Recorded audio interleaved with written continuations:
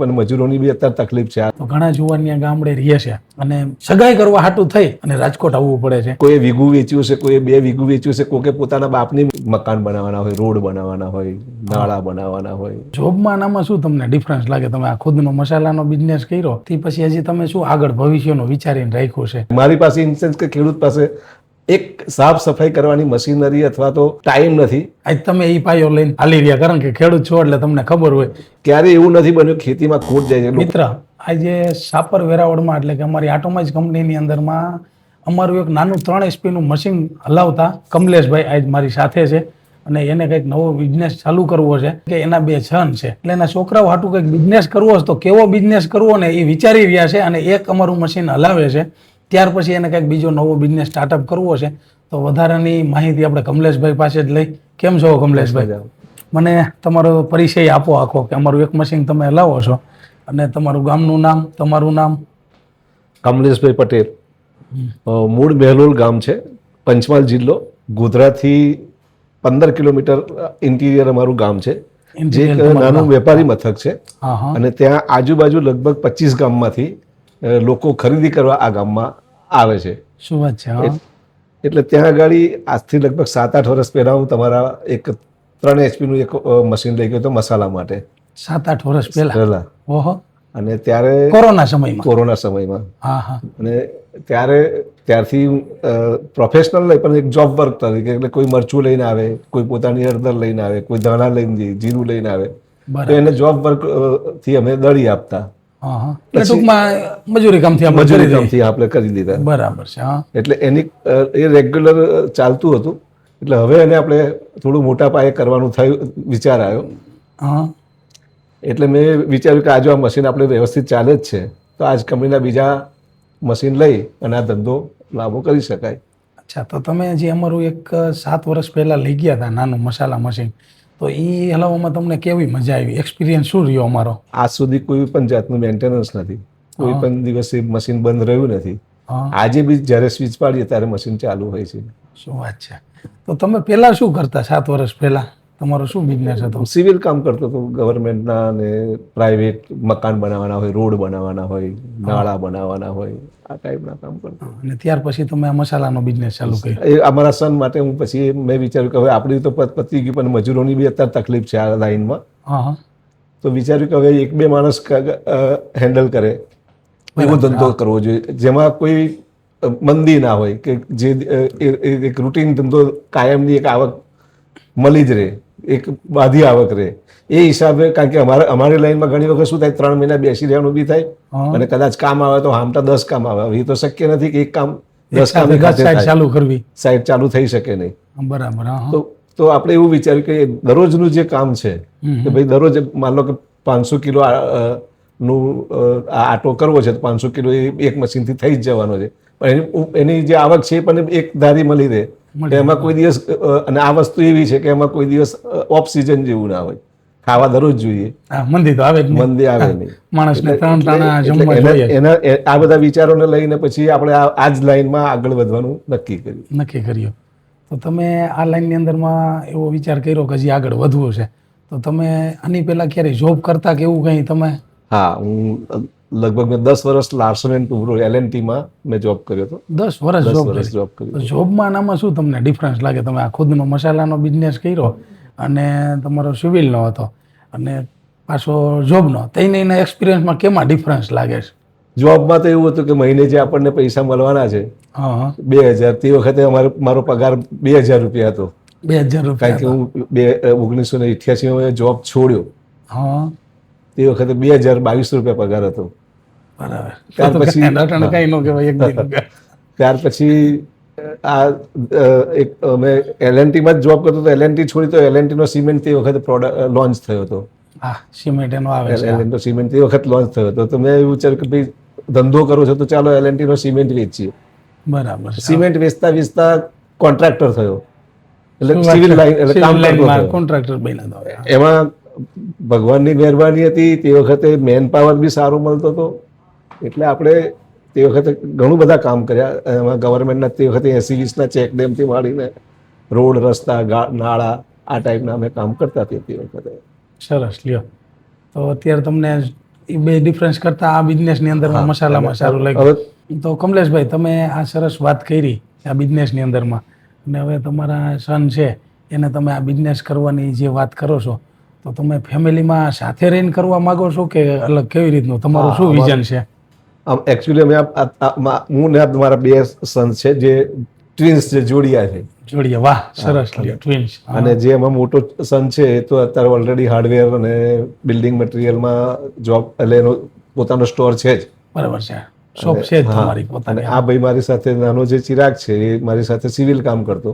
બરાબર. પણ અત્યારે જે મજૂરોની જે અમારા લાઈનમાં તકલીફ છે અથવા જે નથી મળતા, એના લઈને હવે આ ધંધો થોડો પ્રોફેશનલ અને મોટો કરવાની અમારી ગણતરી છે. એટલે હવે આ ચિરાગ માટે આ ધંધો છે એ આપણે એક્સપાન્ડ કરીએ છીએ. અચ્છા, તે પછી હજી તમે શું આગળ ભવિષ્યનું વિચારીને રાખ્યું છે?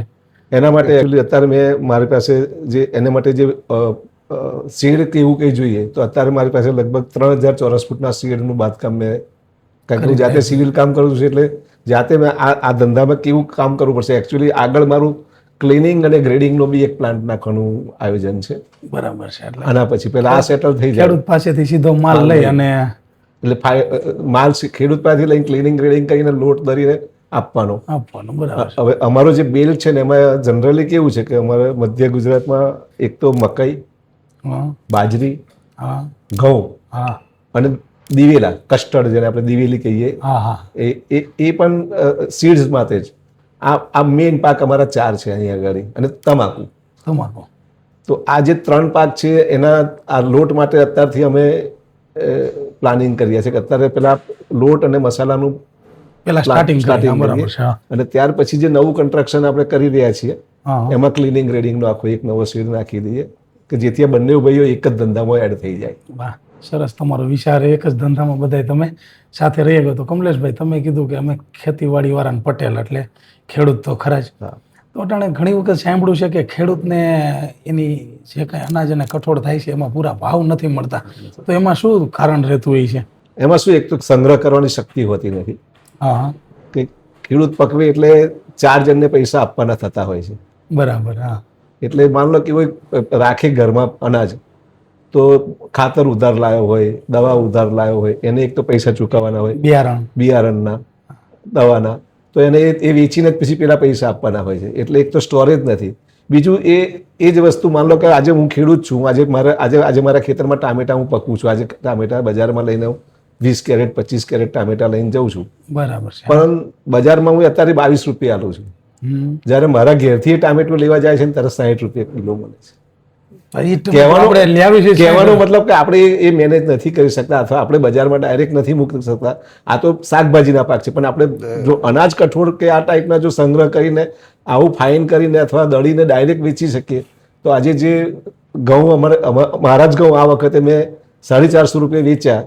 450 રૂપિયા? કારણ કે એનું કારણ કે ઘરમાં મારે આ ટ્વિન્સને બી ટ્વિન્સ છે. શું વાત છે? વાહ, દર્શનભાઈ છે, એને ટ્વિન્સને બી ટ્વિન્સ છે. તો એ બાળકોને સાચવવા માટે ઘરમાં ટાઈમ નથી, તો મારા ઘઉં વેચી દેવા પડ્યા 450માં. અને 700 વાળા ઘઉં જે ક્લિનિંગ ગ્રેડિંગ કરેલા ઘરમાં લાઈન ખાવાના થયા 250 રૂપિયા વધારે હતા. કારણ શું કે મારી પાસે એ ટાઈપની એક ખેડૂત પાસે, મારી પાસે ઇન સેન્સ કે ખેડૂત પાસે એક સાફ સફાઈ કરવાની મશીનરી અથવા તો ટાઈમ નથી, અથવા એને થોડું રાહ જોવાની ટાઈમ નથી. એના લીધે એ જે 250 થી 300 રૂપિયા મારે જે વધારે આપવા પડ્યા એ મારે નહીં પણ બધાને આ કરવું પડતું હશે. તો એનો મતલબ તો એવો થયો કે ખેડૂત જે કાંઈ માલ વાવે છે કમ્પ્લીટ કરે છે, છેલ્લે ફાઇનલ એક ઓપરેશન નથી કરતા, એના લીધે એને ભાવ નથી મળતા. હા, બરાબર. તો હવે મારું કહેવાનું એવું છે કે અમે જે બનાવી છે ને એ તમે તો અટાણે મારી આ કંપની આખી વિઝિટ કરી, જોયું. અમારો 100% એવો જ એક સિદ્ધાંત છે. અને અમે જે કાંઈ મશીનરી બનાવી છે એ ખેડૂત એના ખેતરમાં જે કાંઈ રો મટીરિયલ વાવે છે, એટલે કે અનાજ અને કઠોળ, તો એને ક્લિનિંગ કરવાના નાનામાં નાના મશીનથી લઈ અને મોટામાં મોટા પ્લાન્ટ લગીના કરી છે. માની લ્યો કે તમે ઘઉં વાવ્યા, હવે તમારે ડાયરેક્ટ વેચવા હતા, તો હલર કે ઓપનર હાલે એટલે આપણે સીધા યાર્ડમાં વેચી નાખી. તો અમે અમારું નાનું ટ્રેક્ટરવાળું મશીન પણ જોયું હોય છે. અમે એના માટે શું કર્યું છે કે એક નાનું મશીન ટ્રેક્ટરવાળું ગામની અંદરમાં એક પણ ટ્રેક્ટરવાળા હોય એક મશીન રાખે, જ્યાં હલર હાલતું હોય ત્યાં જ્યારે હલરની અંદરમાં ઘઉં નીકળી જાય, એટલે કે ઓપનર છે, થેસર છે કે હલાવતા હોય, એમાંથી ઘઉં નીકળે એટલે બાસકા ભરીને યાર્ડમાં વેચ્યા. અમે એને કામ કરવાનું ના પડી કે તમે આ ટ્રેક્ટર મશીન ગામમાં રાખો. તમારે જ્યારે ઘઉં હલરમાં નીકળી જાય છે ત્યાર પછી એકવાર આ મશીનની અંદરમાં ક્લિનિંગ કરવા માટે એકવાર ગરકાવી દો. એની અંદરમાં કાકરા, પુતરિયા, ઝીણા ઘઉં, તૂટલા ઘઉં અને સારામાં સારી ક્વોલિટીના જે ઘઉં વધે છે એ તમે ગેડમાં વેચશો તો તમારે 150 થી 200 રૂપિયા કાયદેસરના મણે વધારે ભાવ મળશે. એટલે અમે આ એક ગામ વસાર એક મશીન હોય ને તો આખા ગામની ઇન્કમ વધે ને ગામનું નામ કંઈક અલગ બને અને ગામ રોશન થાય. આજ તમે એ પાયો લઈને હાલી રહ્યા, કારણ કે ખેડૂત છો એટલે તમને ખબર હોય કે આપણે મટીરિયલના ભાવ ખરેખર મળે તો છે જ, પણ આપણે ક્યાંક ભૂલ કરીએ છીએ. એ પણ પાકું છે. એવી જ રીતનું મસાલામાં છે. હું તમને ખાલી પૂછું, તમે મસાલા બનાવવાનું અટાણે વિચારી રહ્યા છો, મરચું અત્યારે શું માર્કેટની અંદરમાં કાચું મરચું હોય અને પકેલું મરચું લાલ થઈ જાય પછી આપણે મરચાં આખા વેચીએ તો શું ભાવ મળતા છે? લગભગ 150 રૂપિયા, 140 રૂપિયા, 130 રૂપિયા જેવી ક્વોલિટી. 130-40 રૂપિયા. હવે એ જ મરચું ખેડૂત વાવે, ગેડમાં વેચે એટલે એટલા ભાવ મળે. હવે મરચાને કદાચ એ દરીને વેચે તો કેટલા મળે? 400 રૂપિયા કિલો. 400 રૂપિયા. હું એવું માનું કે 250-300 રૂપિયા હોલસેલમાં જાય તો ખેડૂતને ડબલ ઇન્કમ થઈ જાય. તો ખરેખર તમે ખેડૂતના દીકરા છો તો ખેડૂતને આ કરવું જોઈએ કે ન કરવું જોઈએ? કરવું જોઈએ. તો તમને શું લાગે છે કે આ બધી ઇન્કમની અંદરમાં ખેડૂત જો આવી ઘણા મોટી મશીનરી રાખે તો આજે તમે તમારા 2 ટ્વિન છોકરા છે, દર્શનભાઈ ને ચિરાગભાઈ, એના માટે તમે આ વિચારી રહ્યા છો કે તમારી સાથે રહીને તમારી હારે ગામમાં બિઝનેસ કરે તો ઘણા જુવાનિયા ગામડે રહે છે અને સગાઈ કરવા હાટું થઈ અને રાજકોટ આવવું પડે છે.